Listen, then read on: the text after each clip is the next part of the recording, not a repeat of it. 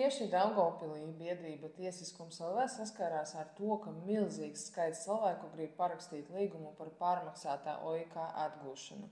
Tāpēc es, Olga Petkeviča, turpmāk nodrošināšu šo iespēju regulāri klātienē parakstīt līgumus ar Tiesiskums LV Daugavpilī. Tāpēc, ja laikā no 2008. līdz 2023. gadam jums bija noslēgts līgums par elektroenerģijas apmaksu ar jebkuru uzņēmumu Latvijā, bet jūs neizmantojat e-parakstu vai Smart ID, ar ko jūs varētu parakstīt līgumu ar Tiesiskums LV tiešsaistē, tad nākat pie manis.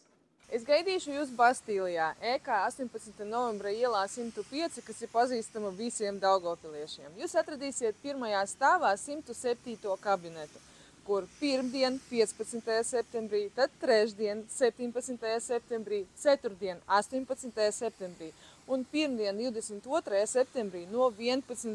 līdz 2. jums būs iespēja atnākt un parakstīt līgumu ar Tiesiskums LV klātienē. Es apsolu, ka tādi pieņemšanas laiki būs vēl, par tiem es ziņošu atsevišķi, bet pagaidām ņemat pasi vai ID karti un nākat pie manis. Kopā cīnīsimies par tiesiskumu mūsu Latvijā.